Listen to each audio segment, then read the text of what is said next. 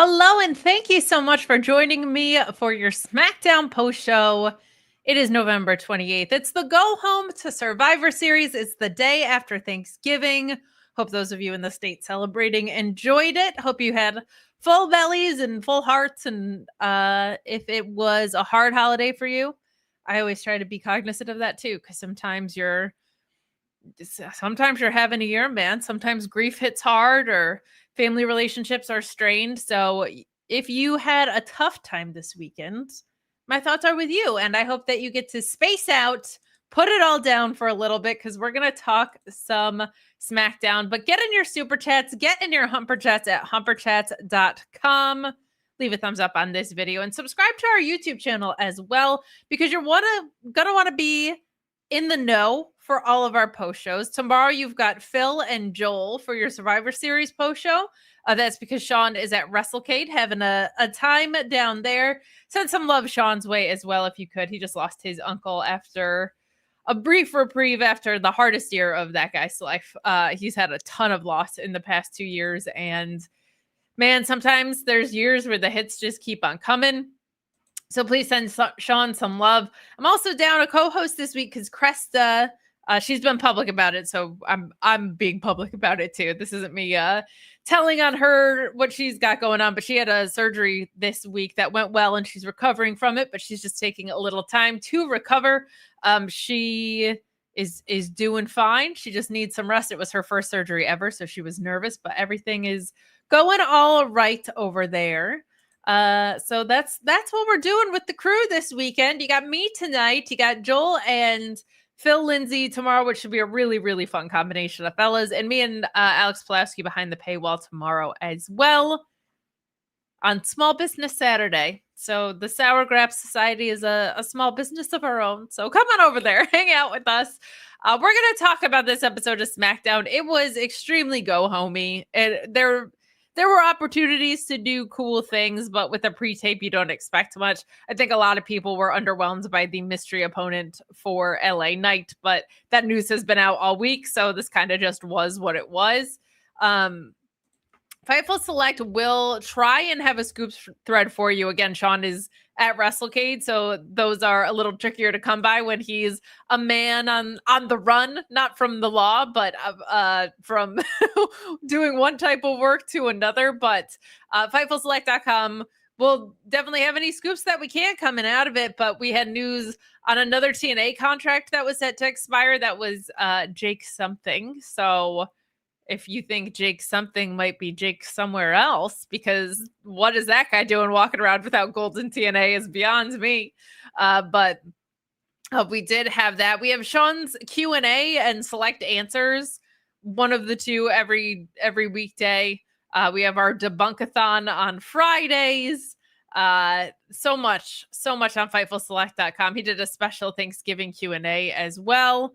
And we also broke the fantastic news that Lacey Lane is signed to AEW. We got some heat for our graphic on that one, guys, because when you announce these things, the graphics get created very quickly, and Katana Chance's hand was still in the Photoshop of it. So people were like, oh my gosh, AI. We don't use AI. It was just, we had to get the news out there very quickly. But Joel Pearl saying too many fingers. It was a poor Photoshop job and not AI. So it's art. Okay. But let's dig into this episode of SmackDown tonight. Joel in the chat, we did mention that it'll be him and Phil Lindsay. I think that's going to be a really fun duo. I think you're going to have a nice back and forth together with Phil, because I think there's a lot of great energy between the two of those guys, but different perspectives. That's going to make for a really fun post show. But watch me and Alex. So I'm going to do a traditional Survivor Series match with me and Alex versus Joel and Phil. But let's dig in. This was the go-homiest little go-home that you could ever expect. But we start with a video package that recaps everything that happened with the women's division across Raw and SmackDown. They were just really trying to drive home that, like, WarGames is the biggest story leading into the weekend. I feel like the women's one has been a little bit better built out, but neither of these feel like they have, to me, this is only for me, that they have like the animosity that the violence of a war games requires. Like I felt that way about the men's blood and guts match too. I felt like the women's one was extensively built out for AEW and the animosity was built really well. I don't know if like the hatred factor is there, but it's also WWE, so you're not going to get as violent of an in-ring execution, but it's still war games. Like if Io Sky is going to be jumping off the top rope in a garbage can, I would still want that to be for good reason. We do have some super chats. So it's Orion Ben saying, Kate, the wife stealer and corporate crust to have a great show because I know you lasses have holiday takes better than these I have seen on WWE and AEW Graps. Corporate Cresta is, she's corporate, and so she's taking the holiday off. But the Kate the Wife Stealer comment is because Tom Campbell, who I've had a long-standing feud with, as viewers of this show or his content know, I had the displeasure of meeting him at AEW Full Gear, and his wife is lovely. I don't know what dirt he has on her that she agreed to marry him, but she's a delight. And I would sit with him real quick, but then they started to announce the next match. So I was like, I better get back to my seat. But I'll just say this. Tom's wife hated to see me go, loved to watch me leave. That's all I'm saying. That's all I'm saying. So I'm going to steal his girl is what it's coming down to. And boy, I am so sincere when I say not lovely, not a lovely guy, not a delight to meet him, not just like such a kind presence and such an easygoing demeanor and such a pleasure to finally meet him. It was none of those things. It was none of those things. But Greg Cherry, who I also saw at Full Gear and is a sponsor of the Fightful Awards, saying life is always better with a Kate Poe show. Well, thank you. Hope your Thanksgiving was great and that you have a safe place for your sticker to reside. So my Thanksgiving was wonderful. Being vegan is funny for Thanksgiving, but I always felt like it was such a sides holiday anyway. And to swap in some vegan substitutes is like not that big of a deal. But my sister has long COVID worse than I do by a lot. And she has like these weird histamine specifications in her diet. And my mom is like gluten-free and has certain reactions to things. So it was just like all of us aligning what we could actually eat. And my mom took care of the bird and the stuffing, which is great. Those are the main characters. But I was able to, because I am vegan, I've gotten creative with vegetables because I'm not a girl who was like, oh, I naturally love to eat vegetables. That's not me. I never had a proclivity for them. So I've gotten really good at dressing them up to make them palatable for me. So I took a lot of the sides and it was just a wonderful time. My sister has been home with my parents as she's recovering. In the past couple years, we went into New York to do the parade and it was amazing. It was like getting to do a once in a lifetime thing 3 times over. But there was also something really special about just watching the parade in comfy clothes and watching the silly dog show that's after and pigging out. It was a good time. So thank you. As for my sticker, it's on my mirror. I met Greg in person and he graciously donated his I voted sticker because I have been complaining, but also thankful that every time I voted since I've been where I am, which has been 9 years now, they've run out of stickers at my polling place, which is great because that means voter turnout is very high, but also get your sticker game on point, okay? Estimate better because I want my stickers. So thank you to Greg for that. Me Norma saying it's cold here yet I still have meat sweats from an inappropriate amount of meat consumption yesterday. Shall we crank, darlings? Hope Smackdown was a cromulent show. It was perfectly cromulent. It was perfectly cromulent. So let's dig into it.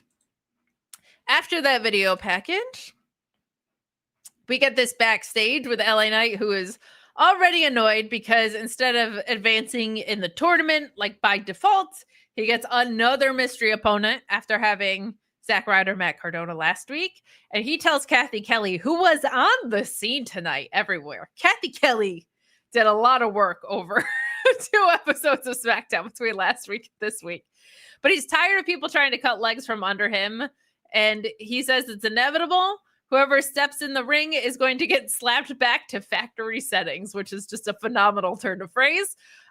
Jey Uso gets the babyface walk through the crowd entrance and asks for an encore while we wait for Rusev to make his entrance. And I understand they're slow burning whatever's going on with Jey Uso, but like 4 weeks ago, he was like, I'm more than just an entrance and a catchphrase. And all we've gotten since then is extended entrances. So like close the gap between that promo and what's going on. The running the yeeting back, I think it happens during commercial breaks, so like most people don't care, but I was watching with NordVPN, so it gets old. The crowd was just beleaguered for this whole episode because it was a 4-hour taping. I know that's like a half day for AEW fans, but for WWE crowds, that's a long time. But this match was fine. There was a spear from Jey that was a better spear than we normally get out of him, honestly. That only gets a 1 count, and the crowd was shocked by that. Rusev hits an incredible Machka kick, and this for a near fall, that was really nice. And we get an accolade with Jey scrambling to the ropes, but the cute thing in this is Rusev does a little John Cena attitude adjustment. He's like, this is for you, John. And he does the thing. And Jey Uso slips out of it. And he gets a second spear into the Uso splash. And I was gifted this pet peeve from Alex Pulowski. Of which he has many. And I don't subscribe to all of them, but this one I do. It's annoying when a wrestler just gets out of something without countering it. And that probably shouldn't annoy me because I feel like that happens in real fights. People just like get out of stuff. But something like an attitude adjustment, I think you should need to work to get out of it instead of just hop off his back. That's what it looked like to me tonight. Like he was just like, this is now I've waited 3 seconds in this hold and now I just jump off. I just jump off his back. So that's something that I always like made note of, but now it annoys me more because Alex pointed it out. Also on my list of pet peeves, going to the top rope in a battle royal. That one was also handed to me earlier in my wrestling fandom from Matt from the Shining Wizards. And opponents with matching ring gear. Drives me nuts. Let me know in the chat what your wrestling pet peeves are. That'll be a fun thing to talk about because this episode was extremely medium. Ryan Sullivan just is my pet peeve. Like that guy is Wednesday night co-host, and I had to take time off of Wednesdays just because he exists. So definitely don't go support his Here for History YouTube channel. That would be terrible. Why would you do that? Let's keep working our way through SmackDown and through these super chats. One from Ricardo who says, hello, lovelies. Hello, Sour Queen. I hope everyone's Thanksgiving went wonderfully. So how was the gruel tonight? It was what you would expect out of a like 4-hour taped episode of SmackDown. That's just what it was. I have felt like it was going to be an uphill climb of an episode when I saw this match because like everybody yeeted and the whatnot, but the crowd was just like pretty cooked off the bat. Like Jay's personality is still very over, but his matches on tape shows like this just wasn't connecting. It kind of dragged. That seems to be an issue with Rusev a lot in this early comeback. And I don't think it's necessarily because of him. I think it's because of the places he gets put into, like on match cards and sometimes opponent wise. Like people were hot for the him and Sheamus stuff, but it went on a little bit. And so I think it's not him because he's great in the ring. But it seems like the crowd reactions to his matches aren't great. Tim McFall saying, happy Thanksgiving, Kate. I'm Canadian, but I'd like to give thanks to the SGS and specifically for you for watching a recorded SmackDown. Well, really, any episode of SmackDown. Also, I'd like to give thanks for Kyle Fletcher. Well, who wouldn't? Honestly. Thank you for that. And this has been on a personal note, like a very, very weird year. And I've been dealing with a lot of health stuff, which can be very lonely. because like I can't even socialize the way that I normally do, and I'm pretty extroverted if you couldn't tell on screen. So like not being able to, I just don't like physically have the stamina that I used to like go out and do stuff. So it's been very isolating, and this has been such a lifeline for me too. Like sometimes we get these just wonderful message about how these spaces can let people put down issues in their lives, in the world, and whatever. And I don't often enough express that. Like it does that for me too, and I appreciate it. We've got some good pet peeves, so we're gonna read through some of these. We got Ryan, who super chatted like a proper gentleman, even after I talked all that S about him, saying wrestling pet peeve, finishers not finishing. There, yeah, like Cody Rhodes using the crossroads and it having to take 3 times is exhaustive. That's a good one. That's a good one. Great Cherry saying the backslide, it's a ridiculous move.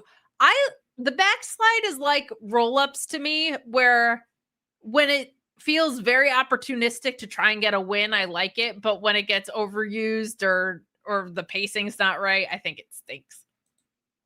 DNC Digital saying chasing someone out of the ring and stopping at the ropes like you just missed him and you can't get out of the ring and continue chasing. That's such a good one of like, well, these darned ropes are in the way, so guess I'm stuck. Guess I'm stuck. Oh, hi, Daphne. I actually tilted my camera down a little bit to see if Daphne would make an appearance, but we'll see. Pet peeve, letting go of pins or worse, helping opponents kick out. Yeah, that's a good one. That's a good one. This is not in the spirit of the holidays, sir. That's not in the spirit of the holidays.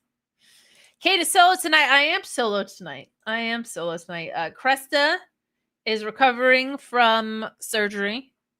I'll reiterate that she put that out there, not me. So there's no HIPAA violation happening with Corporate Cresta. But it's also the holidays. I would never, even if she was just like, you know what, I just want to take the weekend off, I wouldn't blame you. We're still here. We don't run from the grind as a whole. So we're gonna get through this episode of SmackDown together. I have enjoyed getting to watch earlier. I'll say that much. Pet peeve, using 15 minutes of TV time to yeet. That's fair. That's fair. It's so funny too, because using NordVPN, the best VPN in the whole wide world and a phenomenal sponsor to us, I don't have to sit through commercial breaks, but usually they yeet through them. So my viewing experience is like even more so. And so are a lot of people's, because they're just not watching on traditional cable. So that is a funny one. But speaking of NordVPN, y'all, and then we'll dig deeper into SmackDown because we've been yapping a bit. Even solo, I yap a lot. NordVPN is the very best VPN in the world. They're an incredible partner to us. Great Cherry, who's in the chat today, and I saw him tweet before that he signed up with the code FIGHTFUL. It is a phenomenal service. We're going to have Sean talk to you more about it, but I will say, like, I use it. I love it. It's been secured on all of my devices. It does its intended job of keeping your devices secured very well. It saves you money on pay-per-views. It saves you annoyance on fatigue of logging into 74 different platforms to watch stuff. So we're going to let Sean tell you about it, but I just want to say, like, personally using it, I love it. So let's see what Sean has to say. If you're a wrestling fan and you're not using NordVPN, what are you doing? WWE content in its own, all with one Netflix subscription, thanks to NordVPN.com/Fightful.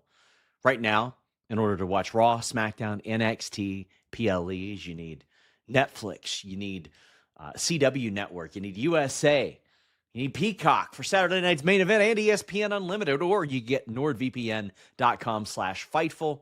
Download the app. It's very easy.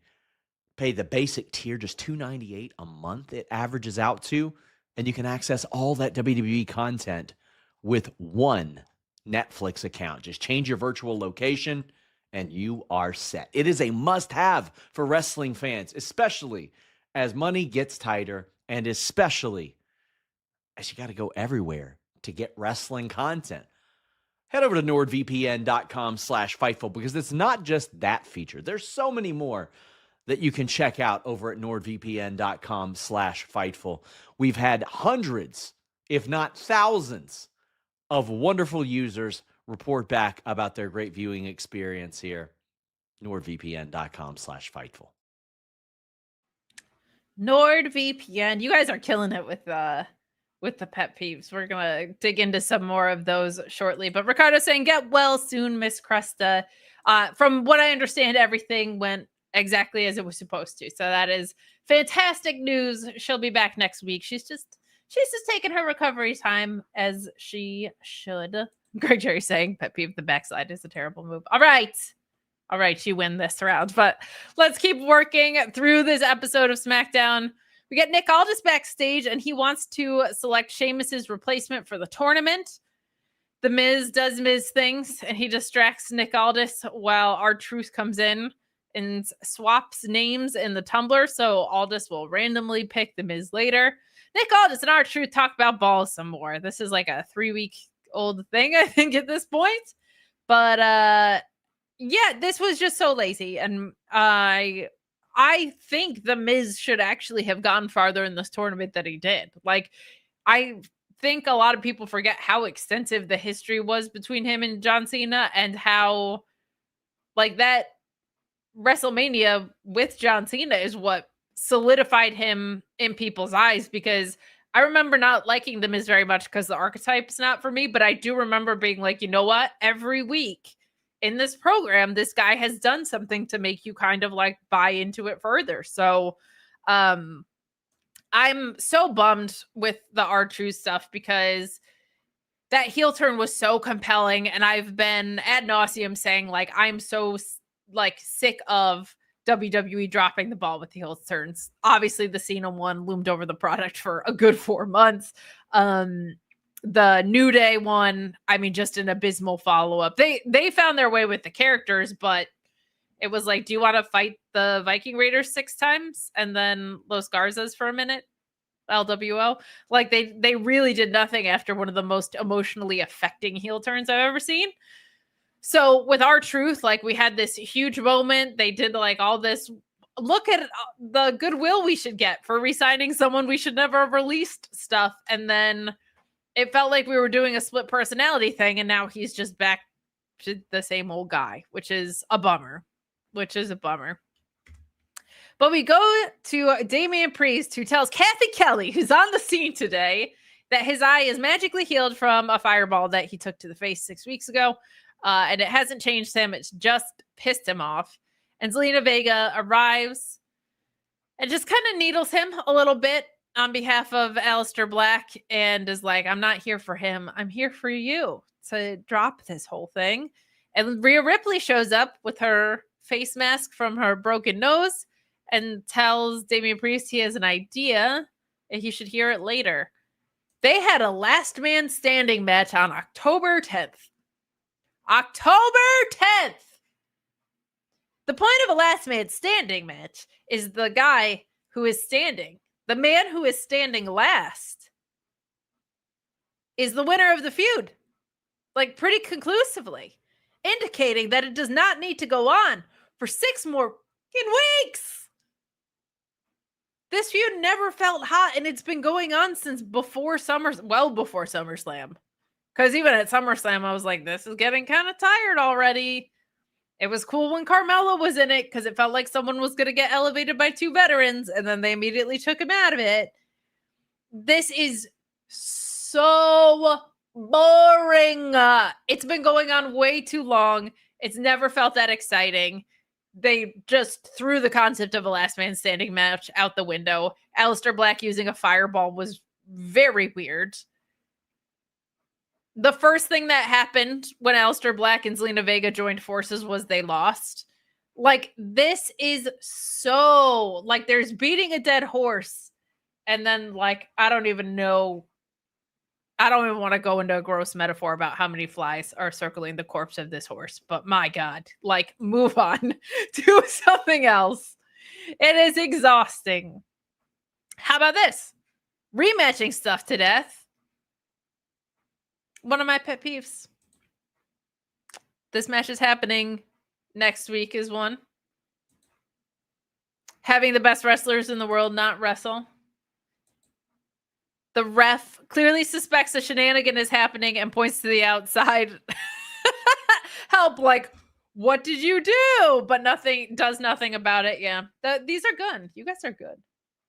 You guys are good. Getting distracted by someone's music. Ryan, you're speaking my language on that. Comically distracted for like 10 minutes drives me nuts, especially when it's a veteran. When it's someone a little newer, I'm like, okay, well, they haven't been in that situation before. Becky Lynch doing that to AJ Lee's music as AJ skips down there, like, drives me nuts. Some people were like, oh, I know, but it's like an old school heel trope. That's cool. It's one I hate. Like, I don't care that it's been around a long time. I think it sucks. Tim McFall saying, okay, fine, a real pet peeve. No women's matches or not treating your biggest star, Rhea, and your best in the ring wrestler, Io, as centerpieces of the show.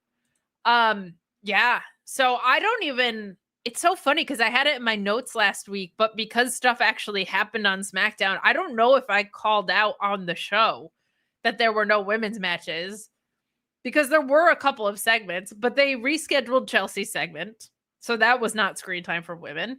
The go home angle was fine, but then you get to Raw and that's a 2.5 hour show and they didn't have a women's match. What are we doing? It's 2025. Oh, it drives me nuts. It's so weird. It's so weird that like people are like, they're a different gender. And so they get treated like unicorns or like shit. Like there's never just the idea of like, I wonder what would happen if we got to 50-50 screen time organically with good stories never crosses a single wrestling promotion's mind. I don't get it. DNC Digital saying pet peeve, face off push, the one who pushed smiles with their hands on their waist. Fair. I don't hate that one as much depending on who's doing it, but that's a case by case basis. Minorva saying Russian leg sweep. I'm assuming that is a Russian leg sweep would be like if a Russian guy just sat on their leg and got pins and needles. Russian leg sweep is both wrestlers taking the same bump. Also, baby faces tend to be nice people. Why don't they ever have friends? Lastly, F salads. Well, that last one's not so much wrestling related, but baby faces not having friends is a good one. That's very funny. I often wonder that too.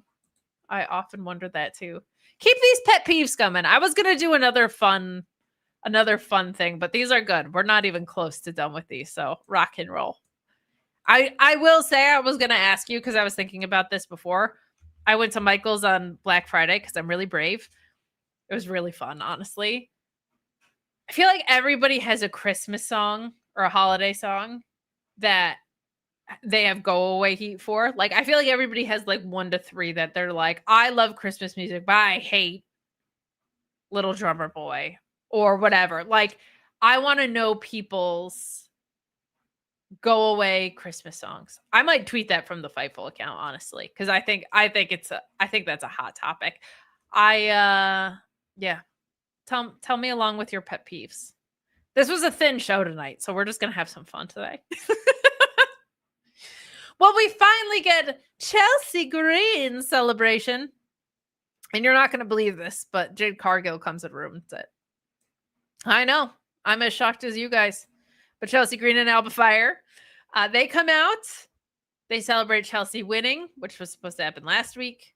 That was 3 weeks ago. She won the title at this point. So Chelsea tries to set up some pyro in her honor, but Jade Cargill's music hits. And Jade strolls out, kicks Alba Fire's head off, and drags Chelsea back into the ring for the Jaded. That's it. I can't tell you how annoying it is that the mid-card women's title on SmackDown was meant to get more women's screen time, and they are now having the world champion face the US champion. Before Kiana James entered the picture, there were 5 women that contended for that title or were even around that title, participated in US women's title matches. And one of them was Sol Ruka, I think, on NXT. What? The intention of this title, as was told to a lot of people, I think, was to reward the hardworking women of WWE with another title because there were all these mid-card feuds that were getting over. And the reason it was awarded to Chelsea, I think pretty widely believed, was because everything she did with that dumpster match feud with Michin was like the most compelling stuff on the show for a while. And so they said, let's give these women a title so they have something to fight over. And now Jade Cargill is fighting Chelsea Green. You have other people on the roster. Like when I look at Ivy Nile, when I look at Candice LeRae, when I look at the fact that Dakota Kai was released, come on. Like, what are you doing? There's women in NXT who could come up tomorrow and would be ready to rock and roll. We do get a stare down with BFAB, which is great. Jade is absolutely going to get cheered as a heel. So that's a thing that is rampant across WWE programming right now. But like, just get Jade into a real feud with a real story. Like, I don't know if they have no idea what they're going to do until Bianca comes back, but I don't know. They're struggling. I know a lot of women are wrapped up in the WarGames feud, obviously, but that feels pretty WWE Raw driven. So I don't know. BFAM and Michin, like Michin I get because she has the veteran ring prowess to help Jade along. Like Jade is improved a lot, but I think there's still a big difference in matches where she's in there with a ring general and matches when she's in there with someone who is not a ring general. BFAB is not a ring general. So I think she's probably there to get squashed some more. But this is just a bad direction. But Kathy Kelly found Jade later backstage because Kathy Kelly was everywhere. And that's when this pass by happened. We did get Alexa Bliss also hyping up Charlotte and telling Rhea Ripley, Io Sky, and passing AJ Lee that they're going to win tomorrow. And AJ says, no matter what happens tonight. It sounded very ominous. It sounded like crazy chick AJ Lee was surfacing there. So I don't know what direction her character is going in, but it was kind of fun to see that again. The dissension between Charlotte and Rhea was not like as vivid this episode. It felt like they were getting along. I don't know if that's a red herring or inconsistent writing, but Charlotte was like, I am going to win. I am going to win this thing. Where was Julia tonight? This was a double taping. So was she? Oh, no, nobody was on last week. That's right. So I don't know. She's got 2 weeks off. So people got Christmas song hot takes. Someone's asking about Layla Hirsch. Glad she's not a ref, but I like watching her wrestle. That's so funny. There's a couple that I wanted to see if Sean knew about. And Layla Hirsch was one. And Giovanni Vinci not showing up anywhere since he was released by WWE was a surprise too. Like that guy's so skilled in the ring. I thought for sure AEW New Japan, I thought like they need some help in New Japan. I thought they would have thrown money his way because he could work some of those New Japan boys. So I there's a couple that I'm like, huh, they're still rocking the free agent thing or haven't shown up elsewhere. Ryan Ben saying pet peeve Potters that know what AEW is complain. I'm not sure what the intention of this was to say. You don't have to super chat it to clarify, but just clarify in the regular chat. Pet peeve Potters that know what AEW is complaining. I don't know. There's a lot of grifters out there, though. I just like saying grifters. I think it's funny, honestly. I'm a big, like, if you don't like what they're saying, don't listen to it. But I think when Ariel Helwani asked Tony Khan about it, his response was great. Because he was just like, we're relevant. So people say a bunch of stuff about us because it does numbers for them. I thought that was a really, really good response. Media trained Tony Khan. We got a flash of it.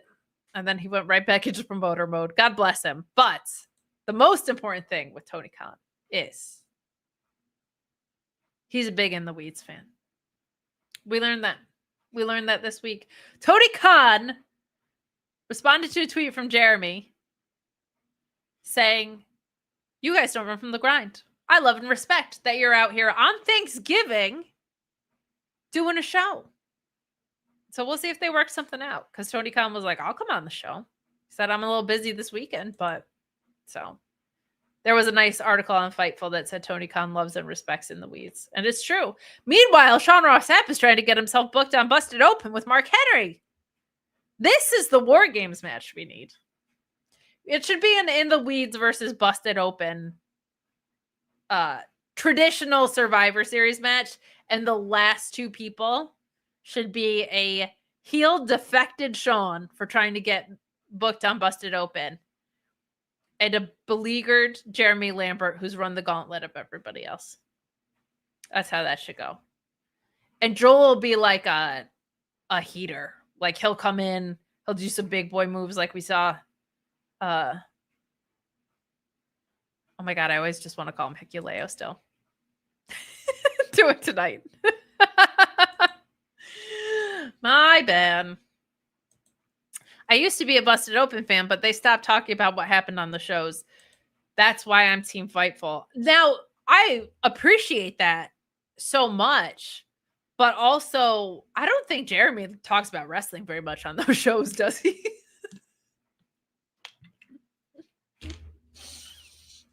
Oh, man. Oh, there's Daphne. Great Cherry saying, pet peeve, too many gimmick matches in a closed time frame. Oh, I'm so with you on this.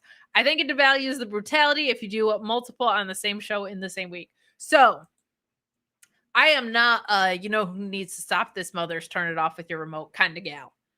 I'm also not a deathmatch sicko. But my thing is, the brutality does get diminished, to your point, when you do, like, the I Quit match between Jon Moxley and Darby. You do 3 really bloody matches on Full Gear, and you have blood and guts in between. It is an overabundance to me. I will say I think it served the Jon Moxley story very well, but I think it's actually going to serve Darby Allin very well too, in that I think it's wearing on him. Him losing to Kevin Knight, I think, was like, how much can a guy take kind of story, and I like it, but I'll say, like, when you do that many stip matches in such a short time frame and they're violent, like, the shock and awe aspect of it does, for me, wear off a little bit. It does wear off a little bit. You guys are so great. I was like, how am I going to get through an hour talking about this particular episode of SmackDown? But you guys are helping me out. We're having some fun here. It is the go home to Survivor Series. And you know what that means? Our friends at MyBookieAG have Survivor Series odds for you. And I'm going to pull them up. I'm going to pull them up and we're going to talk about them. MyBookieAG, they're going to be with us for a little bit longer. I'm very excited about that. We remind you to bet what you can and bet responsibly. And I'll pull them up in a little bit because it won't let me for some reason. I think because my VPN is on and it thinks I'm in Canada. So here's what we're going to do. We're going to have Sean Ross Sapp tell you all about them. And then I'll see if I can get a hold of these odds. And we're going to play the longest odd spot that we have for them to give me enough time. He doesn't do me a lot of favors. I got a minute and 5 seconds to see if I can pull this up. At MyBookieAG, they say that you can bet on anything, anytime, anywhere. And they mean it. NBA, NHL, NFL, Major League Baseball, UFC, pro wrestling.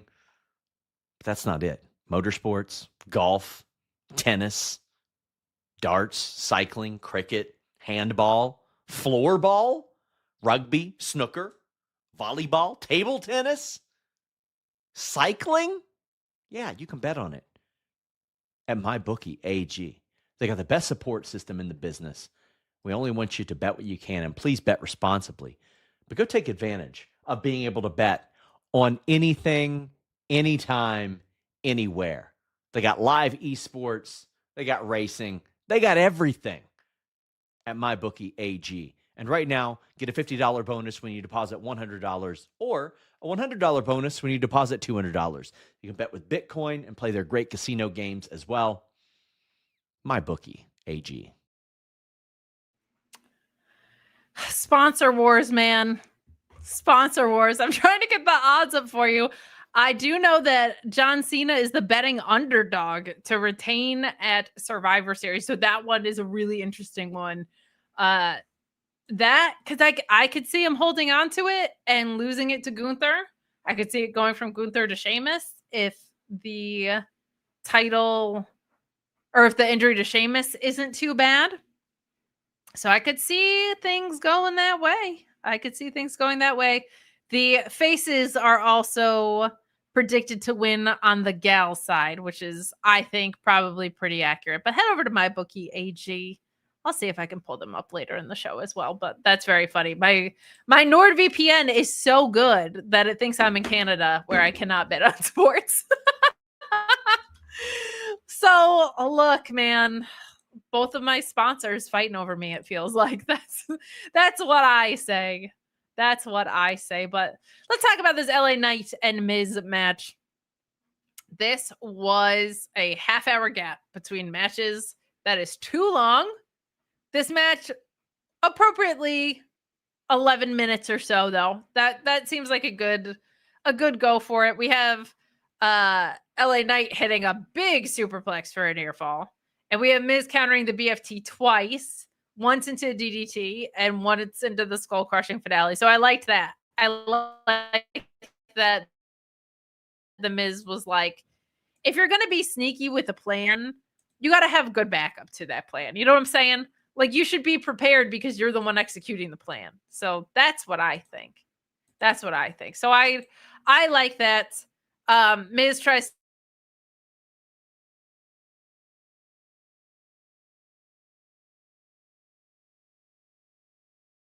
So kind of fun to see John Cena move nods throughout this tournament. I thought that was nicely done to throw those flavors into this. But we have the Miz trying to attack, but LA Knight reversing and finally hitting the blunt force trauma for the win. This was solid. Like, I don't think the Miz is done circling LA Knight yet. Like, maybe we'll see what happens with Jay at WarGames. But this was fine for a replacement match. It bums me out so much with Sheamus that he's unable to compete. Like, that just sucks. Tis a bummer, my friends, because I feel like he's getting the appropriate appreciation that he deserves. I think that's fair to say. So, dogging on my internet. Greg Cherry saying he got Nord today since he got a new laptop. Used the code FIGHTFUL. What a great deal. Legitimately the most savings you can get from a sponsor with the code FIGHTFUL. It's a very, very, very deep discount. And they are also our Fightful Select awards for the second year in a row, which we appreciate because let me tell you, those trophies are damn expensive. So we appreciate all of that and everybody who's sponsoring us, including Greg. Let's talk about Charlotte Flair defeating Asuka here. Both of them making note of the fact that Charlotte got injured last time she was in a ring with Asuka, that she was out for over a year. And it happened in that match, which I thought that was good because I think you think of like Charlotte and Asuka matches. I had forgotten Asuka was the one that she was in the ring with when she got hurt. So I thought that was good. Becky being this like Trump parody who is now becoming more unhinged after she lost her IC title, I think is just it's the most I've liked this character. But she's like, hey, just so you know, like, I don't know if you've realized, but I kill it at WarGames. My victory rate is 1,000,000%. And most of you guys are losers, except for Asuka, who has an 8% success rate. But you didn't get the pin, but we got to work on that. And we get this match, but Becky kind of being the ringleader, I think it's good. And AJ certainly feels like maybe not as prominent of a ringleader of the face side, but certainly like tonight was the one with the go home line, right? So I'm sure we'll get some more continuation of that feud here, but Charlotte beats Asuka here. Asuka accidentally misted the cameraman and not Charlotte in this. We had a nice spot with Charlotte trying for the figure 8, but Asuka countering with the Asuka lock. That sequence always looks cool to me, like when they've got it right. Like that, I love that sequence. We have Charlotte flipping that into a pin attempt and getting the natural selection for a clean win here. So that kind of makes it feel like the heels are going to win, but that would indicate that Charlotte betrays everyone, I think. So I don't know. I don't actually know what to expect with that one, but we're going to find out together tomorrow, my friends. But I was surprised that they gave Charlotte a clean victory over Asuka. So we got the faces with the WarGames Advantage Match. That usually tells you someone is turning or bailing, right? Like someone got taken out or whatever is the wrestling math that gets done with that. So we'll see what happens. Charlotte would be the one to turn, I think, if someone was going to. So we will see. If the heels don't win, I could see Asuka killing her teammates. Kind of does have that vibe. Kind of does have that time. Let's keep moving. Let's keep moving through all this. Thank you guys for hanging out with me on your holiday weekend. For those of you that are in the States, you don't have to be in the States with the right VPN. That's all I'm saying. That's all I'm saying. Appreciate you guys. Let's see. What else did we have here? We're at main event time already, huh? Wow, look at that. Look at that. The face side of this traditional, like, War Games or traditional Survivor Series deal felt so convoluted and, like, not... Like, these guys just got thrown together. These guys just got thrown together. But I finally have the odds breakdowns from my bookie. So we'll run those down before the main event. Last call for super chats and humper chats. We'll get out of here after we talk about the main event of SmackDown. But the money line here is the Vision at a minus 200 and the Punk Rhodes Uso Clan at a plus 150. So the underdog with the 150 having some juice to it. Honestly, that one feels like it could go either way. That's a pretty close betting line. The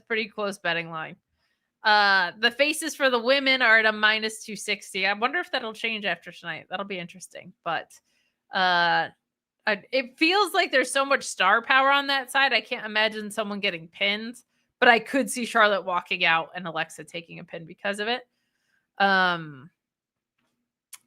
Let's see. What else we got?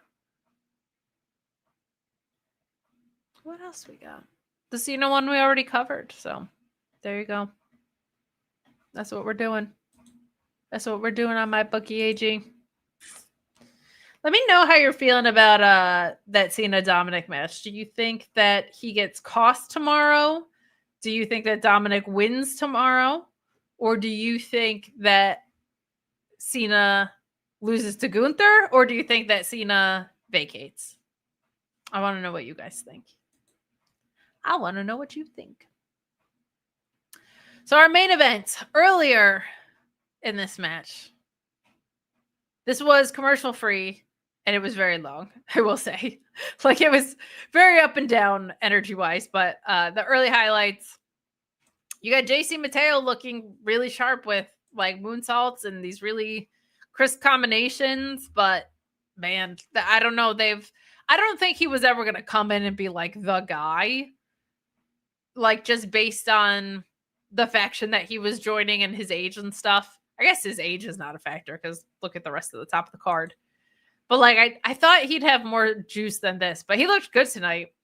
Ray Fenix, always just like an insane athlete. But Motor City Machine Guns gets JC Mateo out first. They double team him into a double pin. And then in the middle of the match, you had Nakamura taking the next fall after Tama Tonga's cutthroat. You have Fenix eliminating Tongaloa, who, God bless him, should have been the first one at this match. But with a Rana roll-up, which was a nice spot there.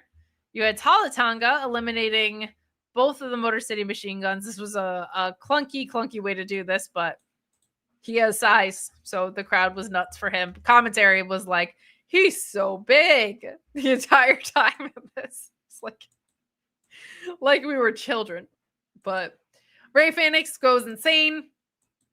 Rolling kicks, handspring elbow, but Tama Tonga catching him with another cutthroat to eliminate him. So the big guy's showing out on the MFT side.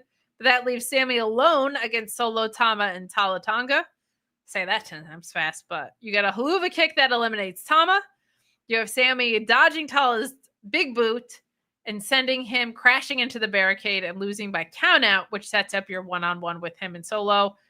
It's so hard because sometimes the right storytelling just is very predictable and paint by numbers and boring. And that's kind of how I felt about this match. But you have Solo hitting multiple spinning solos.